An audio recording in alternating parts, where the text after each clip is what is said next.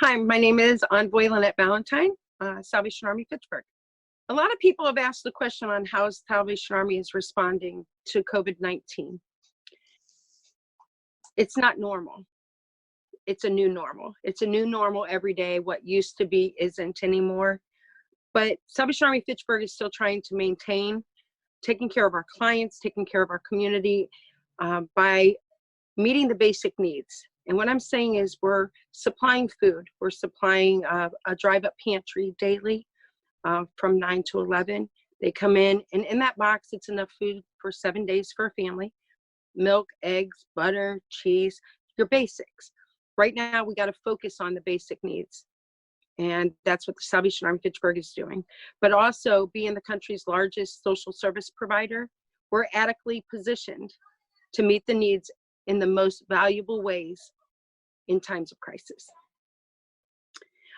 Based on the community needs, we have available resources, and our trusted employees are out there every day on the front lines to take care of the community.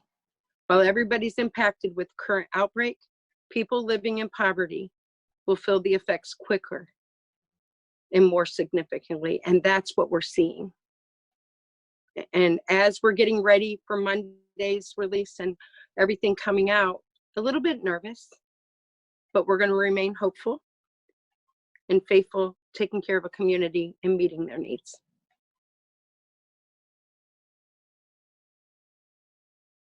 I have to say food.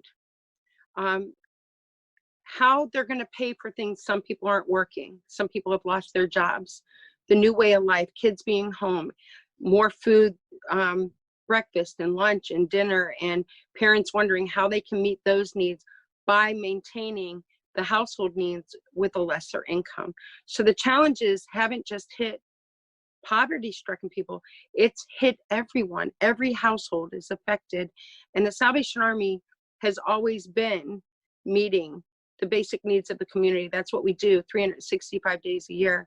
And we're evolving services in response to COVID-19 to meet adequate needs. This includes drive-up food pantries, deliveries through the canteen, meals for facilities. We're taking food to the senior high-rises. The veterans are coming and picking up boxes. We service breakfast and lunch to our quarantine shelter for the homeless. And we've been doing that every day. So we're providing snacks, hydration to first responders, but the needs are so great. And every day is a different, it's different on these front lines. What we're seeing, I'd be here all day trying to explain it to you. We're just here and we're doing what needs to be done.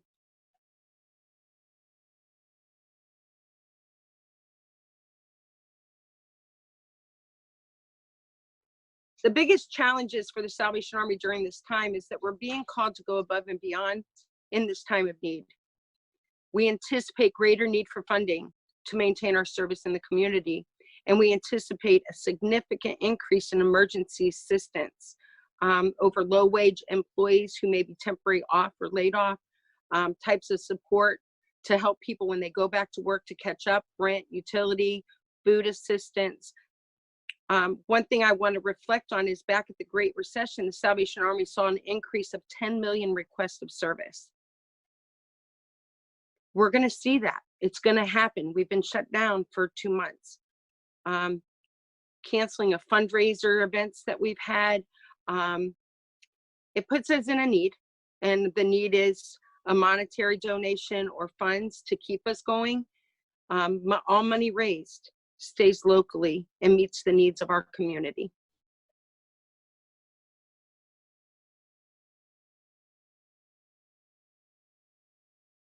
Right now, as I had stated, we're hitting the basic need form, and we have a pull-up pantry, and we've taken it serious like everyone. There's no one in the building. We totally have our employees, even our volunteers is minimal because we want to keep and maintain our safety so that we can stay strong and right out in the front lines. So the biggest programs that we're running right now is our feeding program, where people feel comfortable enough to come and say, I'm hungry. And, you know, we get the phone calls. One came from a 94-year-old lady who said, She was alone. She was hungry. And to be able to meet that need and her say back to us, she never thought she would ask for help. There are so many people right here in our communities that are asking for help that never thought they would. Never thought. So our biggest programs right now is our food program and our social service, where our phones are still on. We're still meeting the needs in our other crises, such as our rent, utility, financial service, but we're not doing it alone. We're not doing it alone. We have a wonderful community, a team of wonderful organizations, nonprofits that are working together to collaborate to make these things happen. So during this desperate time, we're all pulling together and we're doing what needs to be done.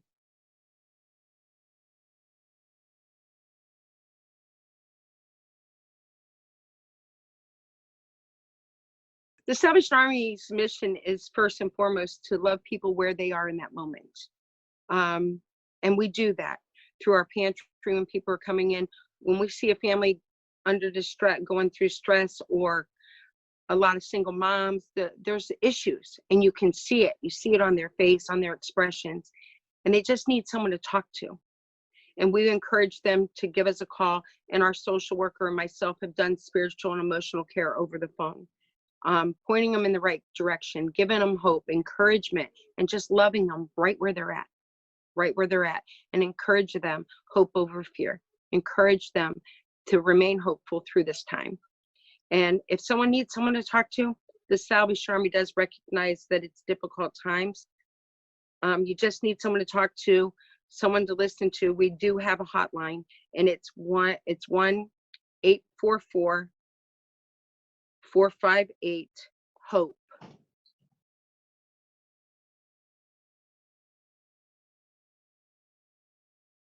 You know, that's really personal, but it's awesome that it's out there.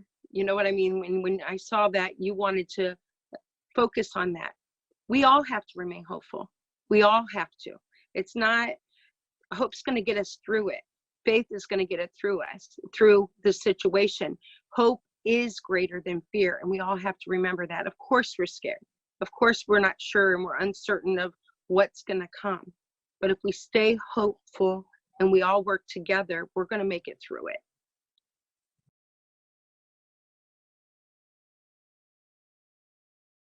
You know, I've seen gratitude. People are so thankful for what they receive. It's not about how big or how much.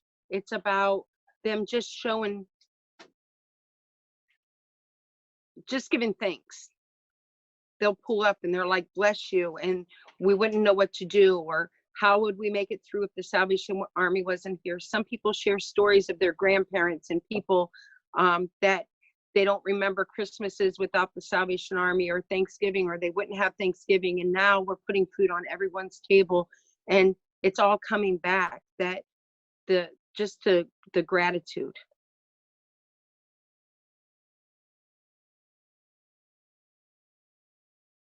I've had the question asked, how many people have we helped throughout COVID-19? The Salvation Army Massachusetts division, we've helped 1.8 million meals as of Monday. So we're going to add the whole new weekend. 10 meals, that's 51,552 individual meals. 24,000 hygiene kits, PPE kits have been distributed, and 3,927 emotional spiritual care contacts. That's a lot. And it's still on the incline, and we're still here, still serving.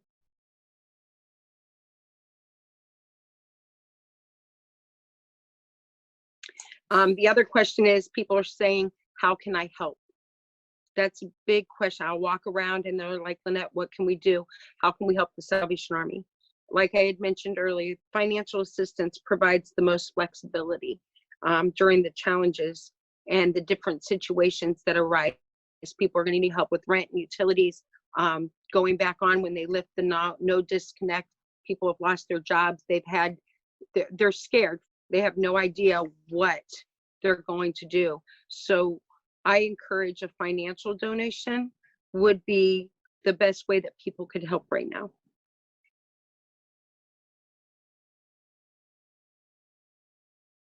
last week was Salvation Army Week.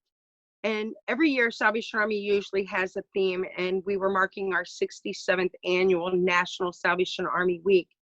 But this year's celebration isn't about us this year. It's different because of COVID-19.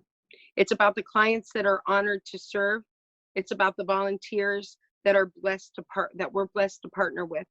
They are our reason we exist, and we're able to do what we do. So this week, in honoring, or past week, in honoring Salvation Army Week, it's honoring those who are helping us help a community. And it was, without the volunteers, it would be very difficult. And we say thank you.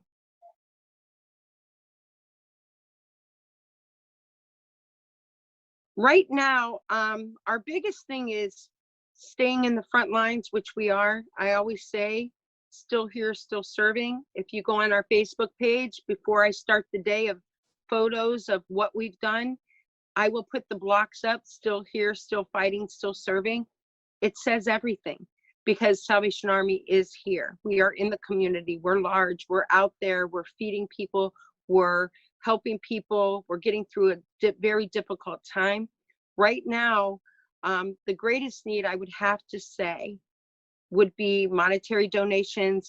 That we've had local agencies, the Rotary give money for our food pantry. We've had several donations coming in. That keeps us able to go to our Worcester County Food Bank to keep our shelves stocked, our meat, potatoes. It's allowed us to buy things, basic need things such as milk and eggs.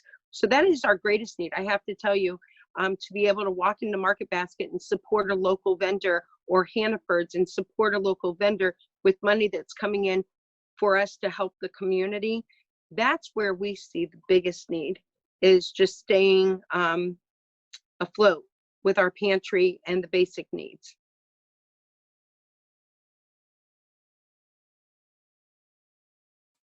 They can do, they could write a check to the Salvation Army Fitchburg.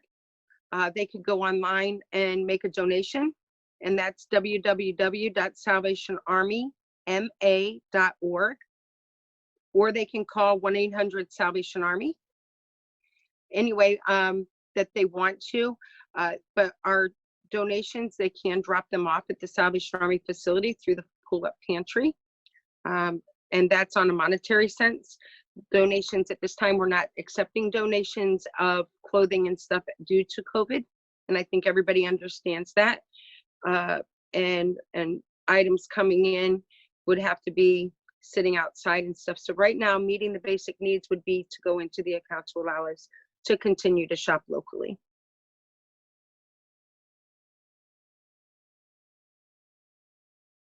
I would just like to say thank you to the community. All of the agencies, United Way, Community Foundation, MOC, everybody's pulling together, and we're all here working together to make sure that this community is taken care of. And as far as food, we're doing the best we can, and we're going to keep doing. So I'm going to end with saying Salvation Army Fitchburg, Salvation Army Massachusetts, still here, still serving.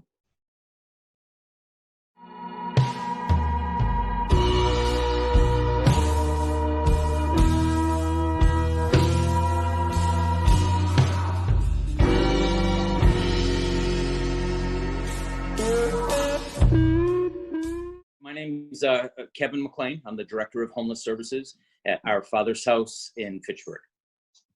Our Father's House, in response to the COVID-19 pandemic, has opened a COVID positive shelter. So we rented the old Immaculate Conception Rectory at 59 Walnut Street. We're renting it directly from the owner. And we have right now 22 beds for COVID positive homeless. We have, the building is staffed 24/7 by Our Father's House staff. We have medical professionals, MDs, NPs, RNs that are working 12-hour shifts. They come in at 7 in the morning and check vitals of everybody that is in the house. They are then on call for the next 12 hours until another doctor or nurse comes in at 7 p.m. and repeats the same process. We also, in the back parking lot between the church and the rectory, we have mobile showers for street homeless. We have 2 showers, hot water. Those are open 7 days a week, 9 to 2. We also have porta potties out back, and we're serving breakfast and lunch in the parking lot to the homeless.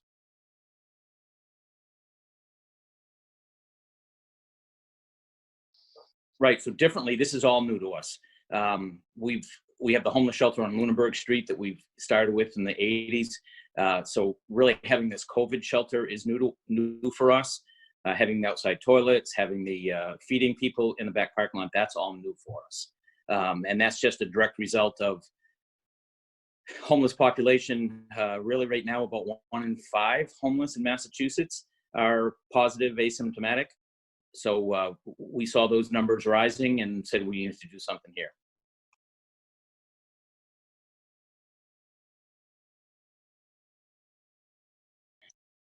As far as homeless, so the greatest need for the home that I can see, so CDC is recommending that homeless encampments aren't broken up or aren't moved along right now. So we're working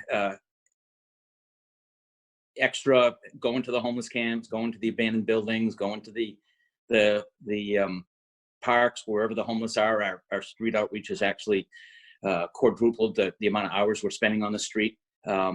So really the biggest need is just to continue on the path, wear masks, don't turn your back on someone in need, but refer people to services.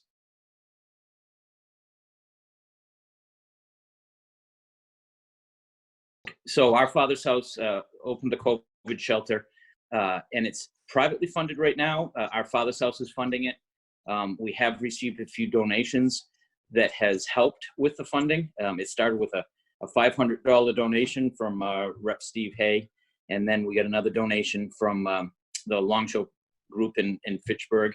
And that kicked us off. We were gonna go ahead and move forward with it without any funding, because we saw the need. We figured we'd build it, and, get it up and running, and then figure out the cost later. There is some MEMA money and some DHCD money coming through now that we can apply for through the CARE Act. We're not really concerned about the money part of it right now, because the bigger need is just having the shelter, having if homeless test positive, that have a place to come, to quarantine, to isolate, that still have their dignity and respect, not going back to a homeless camp or not going back to a shelter full of people. We can always use donations of any kind. A lot of places aren't taking clothing donations right now, and we've kind of stopped doing that, but we do find that a lot of the homeless that are used to having clothing donations are still looking for clothes and don't have them. A lot of people that are coming for showers are showering for the first time in a month and then putting dirty clothes back on. So we're addressing that, letting people do laundry. We're letting them drop off laundry, and if staff have time, they'll do some laundry in the building. So the location is perfect for us. It's a 7,300 square foot building that has had numerous uses over the years and never really, formed to anything. It's a beautiful old church rectory. We have 11 bedrooms right now with 22 beds set up. I have office space here. I have dining room. I have kitchen. It's actually a perfect location for us.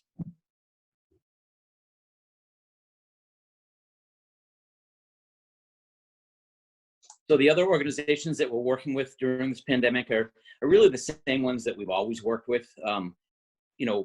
More people, of course, are working from home, but we still get our food from the Worcester County Food Bank. We're still working closely with Salvation Army.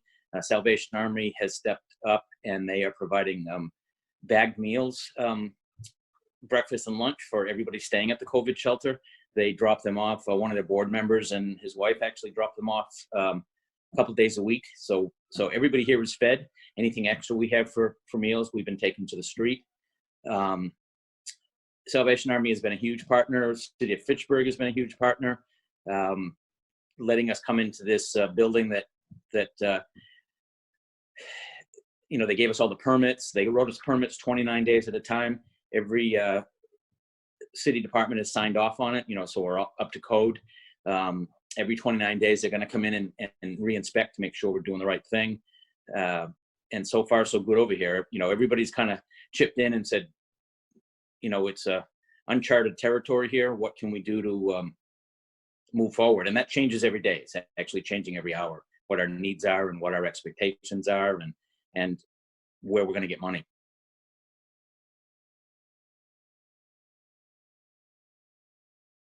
Precautions that we're taking to keep everybody, both the residents, the staff, and the neighborhood safe is we're following all CDC and local Board of Health guidelines as far as face covering, as far as sanitizing. Anytime the showers are used or the bathrooms are used, every single time it goes through a complete disinfectant process where we scrub the walls, we bleach everything down. It takes about 15 minutes every time to someone showers to then clean the unit thoroughly. All our staff in the building are masks and gloves, and there's hand sanitizer and everywhere in the building for everybody to use. Now, as far as the neighborhood, so if anybody stays in this facility, then they can't leave the facility until they're medically cleared. They can go out back and have a cigarette if they want to, but other than that, they can't go into the community for anything. Now we're not, they can leave if they want to, but if they leave, they can't just come and go. We're not holding anybody hostage here. People have the choice to do whatever they want to do.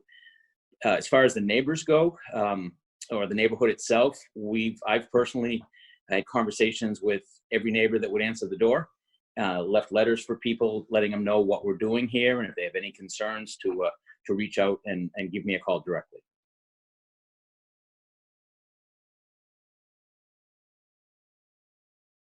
Our greatest challenge during this time is the unknown. We have a perfect model in place over here, but we don't know every day. We don't know what's going to be the challenge every day. I have a good supply of hand sanitizer and masks and gowns and face shields, but we just don't know what tomorrow's going to hold. So our biggest challenge is just being prepared for what we don't know is going to happen, and having the right frame of mind. We have good staff here. Everybody has the right attitude. We're just waiting to see how everything plays out.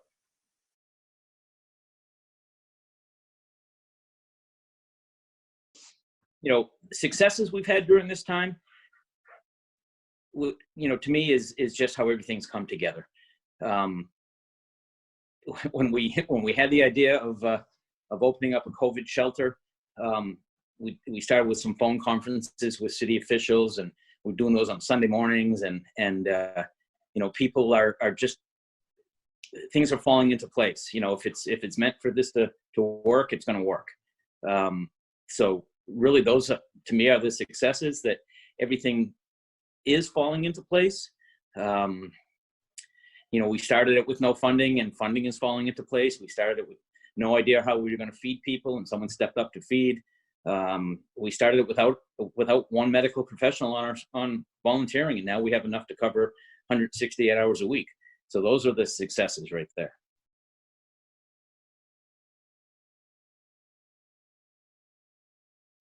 So we're not, initially when we opened, we thought we were going to have some volunteers in the building. Medical team is advising us to have, the least amount of people in the building as possible. So any volunteers at this point would really help with the outside showers and toilets. I know it's not, glamorous work, but I keep the showers open Monday, 7 days a week, 9 in the morning till 2 in the afternoon. But that's really just because of staffing. If I could line up some kind of volunteers to come in the evening, or even weekends in the evening, then we could probably have some additional hours. Like I said, it does take a complete cleaning process every time someone uses every single individual that uses the toilets or the showers, we clean every time. So making sure someone's handing out towels, and we do have all the cleaning supplies here, but that's the biggest thing. I would need at least 2 volunteers to add additional shower and porta potty hours.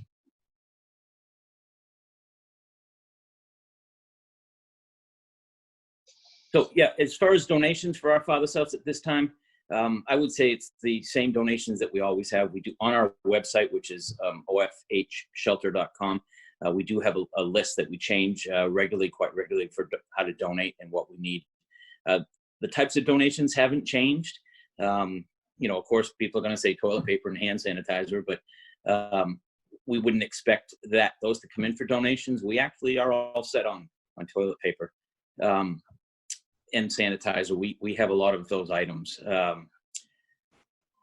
If someone's watching it and has a private stock of hospital gowns, I could definitely use those. That's my biggest problem right now, is getting gowns for the medical professionals to wear while they're in the building. But any day-to-day donations, we do have a list on our website, and that could be anything from food to water to towels, anything along that line.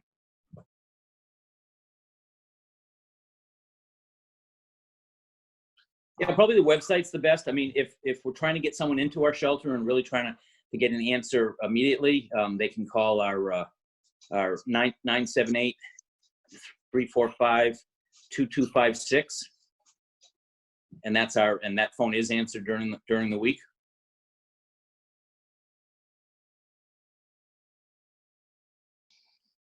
So message to the community, just keep up good work. We're all in this together.